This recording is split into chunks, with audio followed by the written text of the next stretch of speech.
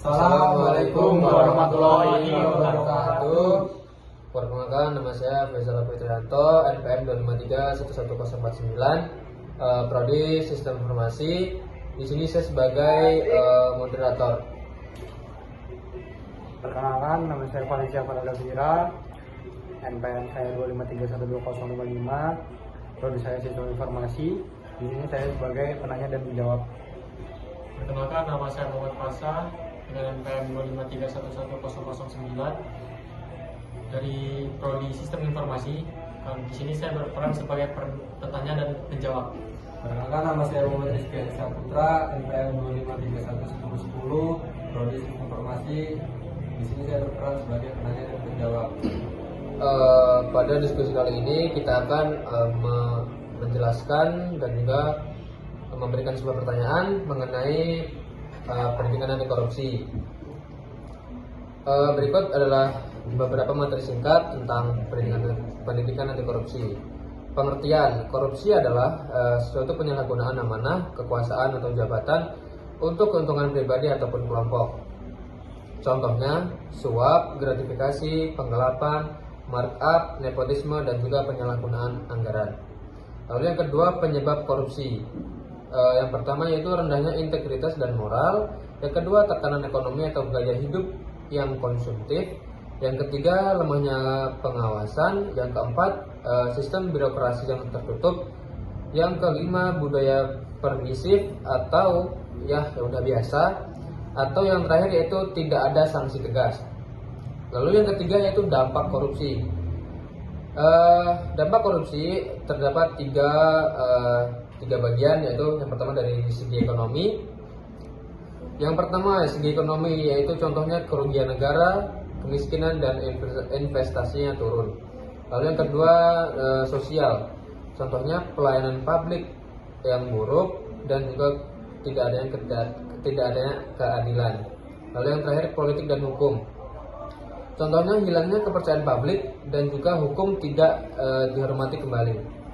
Lalu yang keempat, setelah dampak korupsi yaitu ada upaya pencegahan.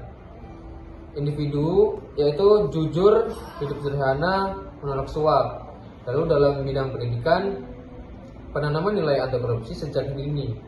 Lalu dalam bidang pemerintah, transparansi, e-government, pengawasan, dan juga yang terakhir yaitu penegakan hukum.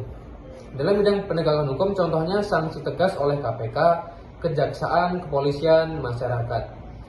Dan juga yang terakhir itu masyarakat yang bisa dikontrol sosial dan juga pelaporan. Yang terakhir yaitu setelah terdapat upaya pencegahan, yaitu peran pemuda. Yang pertama, menjadi teladan kejujuran, tidak ikut budaya titip nama atau nepotisme, lalu aktif melaporkan penyimpangan, edukasi lewat media sosial, dan yang terakhir mendukung sistem yang bersih dan terbuka. Berikut materi yang telah saya jelaskan merupakan tentang pendidikan anti korupsi. Di sini terdapat beberapa pertanyaan yang gimana bisa kita jadikan sebagai acuan sebuah pemahaman tambahan mengenai anti korupsi. Yang pertama yaitu pemahaman dasarnya. Yang pertama, pertanyaan pertama, apa yang dimaksud dengan korupsi menurut kalian? Izin menjawab. Perkenalkan, nama saya Valencia Faradavira, NPM 2531120. Saya akan menjawab pertanyaan apa yang dimaksud dengan korupsi. Apa yang dimaksud dengan korupsi adalah penyalahgunaan kekuasaan, jabatan, atau wewenang untuk keuntungan pribadi atau kelompok dengan merugikan kepentingan umum. Oh, berarti kesimpulannya korupsi itu bukan hanya masalah hukum, tapi juga moral, budaya, dan sistem ya, Rel? Yoi dong. Suap yaitu pemberian dengan tujuan memengaruhi keputusan atau tindakan seseorang. Gratifikasi adalah pemberian dalam bentuk hadiah atau fasilitas yang bisa terjadi suap jika tidak dilaporkan, terutama setelah seseorang mendapatkan suatu keputusan atau layanan. Baik, itulah jawaban dari rekan-rekan. Lalu selanjutnya yaitu yang B, yaitu penyebab dan juga dampaknya. Menurut kalian, apa penyebab utama orang melakukan korupsi? Izin menjawab, Kak. Ya. Jadi menurut saya beberapa penyebab utama adalah keserakahan atau lemahnya penegakan hukum, lingkungan yang permisif terhadap korupsi, dan tekanan ekonomi atau gaya hidup. Oke. Ada yang bisa jawab? Ada yang bisa nambahin? Enggak, mungkin cukup Kak. Oke. Selanjutnya pertanyaan kelima. Bagaimana sih dampak korupsi terhadap masyarakat kecil? Ada yang bisa nambah? Saya Kak izin. Oke. Dampak bagi masyarakat kecil yaitu pelayanan publik memburuk, harga barang atau jasa lebih mahal karena anggaran bocor, dana bantuan tidak tepat sasaran, dan meningkatnya kesenjangan sosial. Oke. Lalu adakah yang mau nambahin?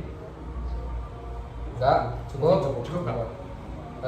Lalu pertanyaan selanjutnya, kenapa sih korupsi bisa merusak kepercayaan publik?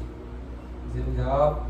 Menurut saya karena masyarakat merasa bahwa hukum tidak ditegakkan dengan adil dan pejabat hanya mementingkan diri sendiri, sehingga kepercayaan pada institusi pemerintah hilang.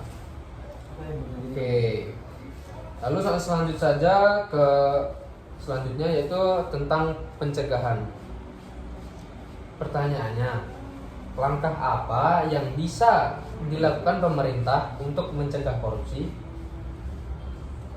Jadi langkahnya pemerintah itu bisa meningkatkan transparansi dalam birokrasi, memberlakukan e-government untuk mengurangi kontak langsung. Lalu ada yang bisa nambahin? Saya bisa. Menurut saya memberikan hukum yang tegas dan adil kepada pelaku dan membentuk lembaga pengawas independen yang kuat. Oke. Selanjutnya pertanyaan selanjutnya yaitu apa peran masyarakat dalam mengurangi korupsi di negara ini? Menurut saya, berani melapor jika menemukan kasus, tidak ikut-ikutan memberi suap, dan serta mendukung budaya transparansi. Oke, udah bisa nambahin? Cukup? Lalu yang pertanyaan terakhir mengenai pencegahan yaitu bagaimana sih di sekolah atau kampus bisa mendidik anti korupsi?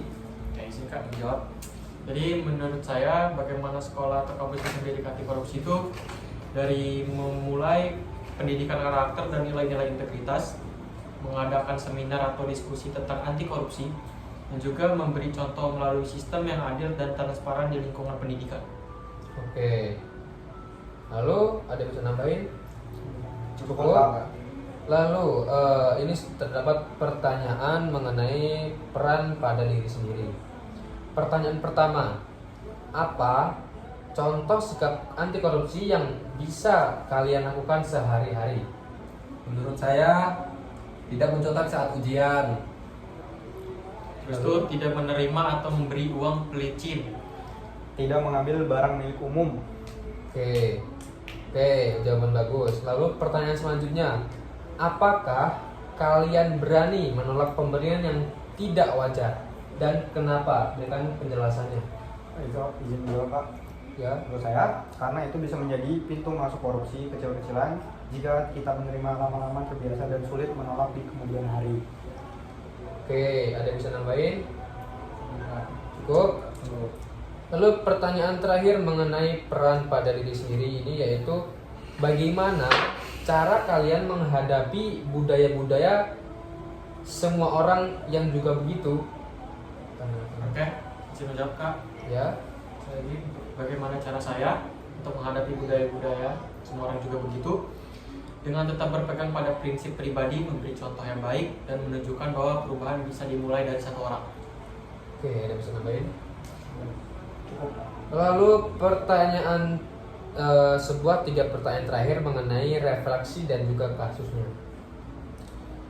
Pertanyaan pertama, apa pendapat kalian tentang kasus koruptor yang dihukum ringan? Izin menjawab. Menurut saya itu sangat mengecewakan dan mencerminkan ketidakadilan. Hukuman ringan tidak memberikan efek jerah dan bisa membuat orang lain merasa korupsi itu tidak ada apa-apanya. Oke, jawaban bagus. Ada yang bisa nambahin? Kayaknya cukup Kak. Cukup. Oke, pertanyaan selanjutnya. Jika kalian menjadi penjabat nih, lalu apa yang akan kalian lakukan untuk menjaga integritas? Menurut saya akan menjaga integritas dengan transparansi, tidak menerima gratifikasi, membuat laporan kekayaan terbuka, dan konsisten melayani rakyat.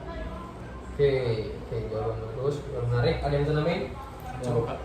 Cukup. Oke, pertanyaan terakhir mengenai refleksi dari kasus yaitu kenapa generasi muda penting dalam gerakan anti korupsi? Oke, izin menjawab Kak sebelumnya. Ya, Jadi kenapa generasi muda penting dalam gerakan anti korupsi itu karena generasi muda adalah pemimpin masa depan. Jika sejak dini sudah memilih nilai-nilai kejujuran dan integritas, maka budaya korupsi bisa dihentikan. oke. Lalu ada yang bisa nambahin? Ada yang bisa nambahin? Gak ada? Cukup. Cukup. Farel? Rizky? Gak ada? Sepertinya cukup. Cukup ya? Cukup. Oke, kesimpulan pada diskusi kali ini yaitu korupsi adalah salah satu masalah serius yang menghambat kemajuan bangsa. Praktik ini merugikan negara secara ekonomi, merusak kepercayaan publik terhadap pemerintah, dan juga memperlebar kesenjangan sosial, terutama bagi masyarakat kecil. Oleh karena itu, upaya pemberantasan korupsi tidak hanya menjadi tanggung jawab pemerintah dan penegak hukum, tetapi juga seluruh elemen masyarakat. Pencegahan korupsi harus dimiliki sejak dini melalui pendidikan nilai-nilai kejujuran, integritas, dan juga tanggung jawab, baik di lingkungan keluarga, sekolah, maupun masyarakat. Generasi muda memiliki peran penting dalam menciptakan masa depan yang bersih dari korupsi dengan menjadi teladan dalam sikap dan tindakan sehari-hari. Demikian diskusi pada kelompok kami. Wabillahi walhidayah. Wassalamualaikum warahmatullahi wabarakatuh. Anti korupsi. Jaya, jaya, jaya, jaya.